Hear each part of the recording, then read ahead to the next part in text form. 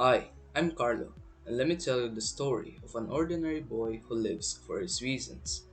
On the 13th day of December 2003, a boy named after his father and mother was born, and that is me.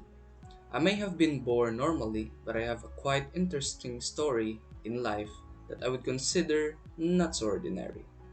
My father and mother were almost as young as me, or I am today when I was born. And as I would expect, these relationships are more likely to be either fixed marriages, family permitted, or couple family making decision. Unfortunately, these legal premises are not the case for both of them. They weren't mature enough when they fell in love and to realize certain consequences, and so one of them is me.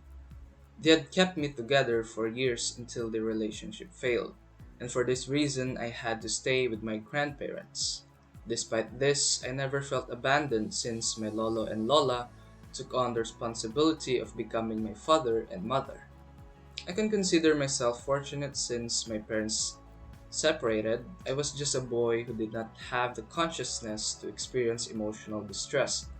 Although, as I grew up, questions kept running through my mind and my Lola would elucidate them for me. As I went to school, I understood that things would go this way. There will be unfavorable circumstances for a child who did not grow up with his or her biological parent, since things can only be shared when they are experienced, just like family related topics such as outings. Time kept passing, and as I matured, my realizations became more and more rational. I can say that I was raised decently by my grandparents, both in terms of academics and practical life. I was consistent with my grades from elementary school until now, and I dedicated it all mainly to them. My father and mother had their own families, and I was introduced to my half siblings when I was just a 7-year-old boy. I never felt envious of them, instead, I felt acceptance and the convexing feeling of being their kuya. My mother has sustained my needs since their separation, and for this reason, when I was young, my surname was converted into her maiden name, Nacho. This was not agreed upon on both sides, but they made it happen somehow. One day, when I was in my third year of elementary school, I got the dengue virus, which almost took my life.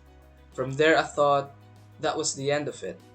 My case was severe, and I was admitted in an ICU room, and I was declared to have a 50-50 chance of surviving. The two people who begged the heavens to save me from death were my lolo and lola. Despite the doubts inside them, they never gave up on me. My mother cried on the phone when she knew about it and took a flight from abroad to get to me. My father never knew that I almost died until one time when we were on a vacation and we passed by this a certain area in Davao. Then my mother recognized him standing there. That was the first time I saw my father since they separated 10 years back, when I was just a 3-year-old boy. It was the first time in a while for them as well. They never had any interaction since that day because it was a rather chaotic ending for their relationship. My mother would allow me to go with my father whenever he's around, inviting me on vacation trips together with his family, which I am currently living with because I had to leave our hometown for college. Since I was a child, I found my passion and interest in cars. This makes sense since my father does as well. This was one of the reasons why I pursued mechanical engineering, since I found myself enjoying the idea of machinery and vehicle design. Although my primary weakness would be math, this did not stop me from pursuing my goal of becoming the person that I want to be. A person who will be able to provide not only for himself, but also for those whom I owe. I always wanted to help my family in terms of financial stability. Since we lost our business abroad, life has been difficult for my mother. Life got even bigger when I realized that we had to be financially supported to finish our studies.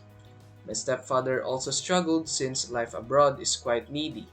Because of this, my mother and my siblings had to return to Philippines until the situation got better. As a junior high school student at the time, I knew I had to do something to help our family. I had to reconnect with my father, even though my mother would hold back. He's my father after all. It is a parent's obligation to support my academic needs. Although things could have gone better earlier when they had ended the relationship without dispute. Despite this, I hold no condemnation for either both of them, since I could never return and tweak the clock to shape my future. I hold onto the principles that my grandparents taught me, just like doing the best that I can, considering every reason that I put into it. This created the desire in my heart to seek my purpose in life and in everything that I do. They had taught me the analogy of the seed, which states that what you sow is what you reap. Thus, in whatever significant things I plan, decide, and visualize, I dedicate them either to myself or to the people that matter to me. When I was 15, there was a time that I wanted to achieve a goal for myself. I wanted to prove myself to my parents that they could lend me their trust in maneuvering a car. It was quite a basket of doubt and constraints, but then I managed to earn it from them because of my perseverance and determination. That was the time I understood what true commitment was. For me, to get something in life, I must be worthy of attaining such, which comes with various responsibilities that is also a significant part of my adulthood. High school for me was a double-edged sword since it was both compelling at the same time depressing. I've met several people that taught me different things, including the things that I personally regret, just like investing my time and attention into a relationship that did not last when I was on 8th grade. As a college student, life is just getting started for me. Challenges will certainly come and I will persist.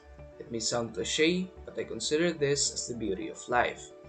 Others may see it flawed, but for me, well, it's perfectly made by God.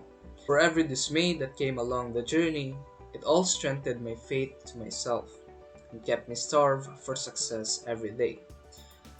On my first year of college, which is also about to end, I've also understood more about myself, my weaknesses, and my strengths, which is good for me to discover more about the course that I've taken with a systematic mind, which will enable me to generate techniques and ideas.